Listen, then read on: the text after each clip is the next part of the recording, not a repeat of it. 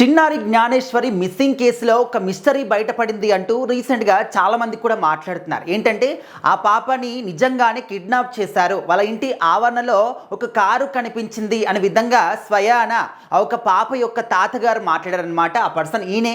అయితే రీసెంట్గా ఆ పాప యొక్క పోస్టర్లు అందించడానికి పాప కనిపించట్లేదు, ఎవరైనా కనిపిస్తే మాకు ఇన్ఫర్మేషన్ ఇవ్వండి అని చెప్పేసి ఆ పోస్టర్లో రాయించారనమాట. సో ఆ పోస్టర్లని అతికించడానికి అనకాపల్లి సైడ్ వెళ్ళాడనమాట.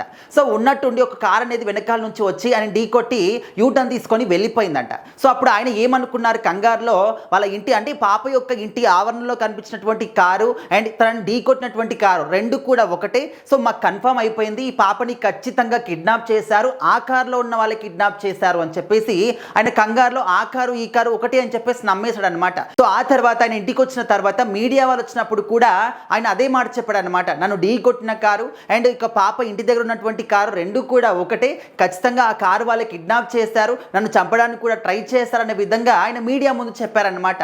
సో ఆ తర్వాత మళ్ళీ ఆయన ఏం చెప్తున్నారంటే, లేదు ఆ కారు ఈ కారు ఒకటి కాదు, నేను ఆ విధంగా నాకు వెనకాల నుంచి వచ్చి ఢీ కొట్టింది కాబట్టి నేను ఆ కారే అనుకొని చెప్పేసి కంగారులో ఆ విధంగా తొందరలో చెప్పేశాను, కానీ ఆ కారు ఈ కారు ఒకటి కాదు, మీరు కూడా క్లియర్గా చూసుకోండి, సీసీటీవీ ఫుటేజ్లో కారు కలర్ కూడా వేరే ఉంది, బట్ నేనే తొందరలో పొరపాటున ఆ విధంగా ఆ కారు ఈ కారు ఒకటే, వాళ్ళే కిడ్నాప్ చేశారు, నన్ను చంపడానికి వచ్చారు అని చెప్పేసి నేను ఆ విధంగా చెప్పాను. కానీ అక్కడ మాత్రం ఏ విధంగా కూడా వాళ్ళు కావాలని గుద్దేసినట్టు కానీ ఏమీ కూడా లేదు, నేనే కంగారులో ఆ విధంగా అనుకున్నాను, అది యాక్సిడెంట్ మాత్రమే అని చెప్పేసి మరొకసారి మీడియా ముందు కానీ చెప్పడం జరిగింది. సో అంతలోనే ఇది ఒక కీలకమైన ఆధారం, పాప తాతయ్య చెప్తున్నాడు కాబట్టి ఇది నిజమే, వాళ్ళే కిడ్నాప్ చేస్తుంటారు, ఇంకా పాప దొరికినట్టే అని చెప్పేసి అందరూ కూడా హ్యాపీగా ఫీల్ అయిపోయారు. సో అంతలోనే ఆయన అందరి ఆశలు కూడా నీరు గార్చేశాడనమాట.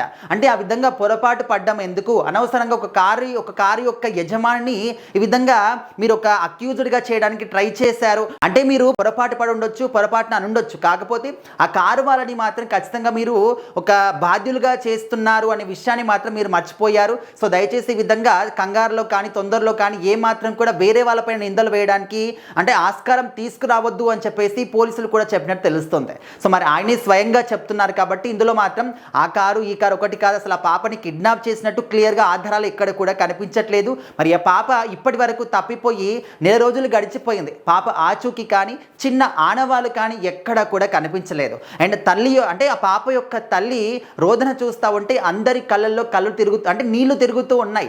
ఇప్పటి వరకు కూడా నెల రోజులు అవుతుంది, ఓకే కనీసం పాప ఇక లేదు మనకు లేదు అని తెలిస్తే కూడా ఆ ఒక తల్లి కావచ్చు తల్లిదండ్రులు కావచ్చు గుండెను రాయి చేసుకొని ఓకే వాళ్ళు బ్రతికేస్తారు. కానీ పాప ఉందా లేదా కూడా తెలియని పరిస్థితిలో నెల రోజులు గడిచిపోయిందంటే మరి వాళ్ళ యొక్క రోదన అనేది ఎవరికి తెలుస్తుంది, అరణ్య రోదన అయిపోయిందన్నమాట. మరి ఆ పాప తల్లిదండ్రులకి ఎవరు ఎంత నచ్చజెప్పినా కూడా పాప కావాలి అని చెప్పేసి వాళ్ళ యొక్క బాధ అదేనమాట. బట్ ఇప్పటి వరకు కూడా పోలీసులు ఎంతమంది గాలించినా జల్లెడ పట్టిన అడవి మొత్తాన్ని ఎక్కడ కూడా చిన్న ఆనవాళ్ళు కూడా దొరకని పరిస్థితి. అండ్ కాల్ రికార్డింగ్స్ కావచ్చు, టీవీ ఫుటేజెస్ కావచ్చు, ఏది చూసినా కూడా చిన్న ప్రూఫ్ కూడా పాప గురించి కనిపించలేదు. మరి ఆ పాప ఏమైపోయిందో ఇప్పటి వరకు కూడా ఎవ్వరికి కూడా తెలియని పరిస్థితి. పాప తల్లిదండ్రులు మాత్రం ఇంకా బాధపడుతూనే ఉన్నారు. మరి ఒక పాప తాత ఈ విధంగా పొరపాటు పడడం వల్ల అనవసరంగా ఒక కారు వాళ్ళపైన నింద పడుతుందేమో అని చెప్పేసి చాలామంది అనుకున్నారు. సో మొత్తానికి ఆయనే క్లారిటీ ఇచ్చారు, అది యాక్సిడెంట్ కాదు, ఆ కారు ఈ కారు ఒకటి కాదు, ఆయన పొరపాటు అంటే ఆయనకు వెనకాల నుంచి యాక్సిడెంట్ అయింది కాబట్టి పొరబడిపోయి ఆ కంగారులో ఆ విధంగా చెప్పేశాడు అని చెప్పేసి ఆయన స్వయంగా మీడియా ముందుకు వచ్చి మళ్ళీ చెప్పేశారు.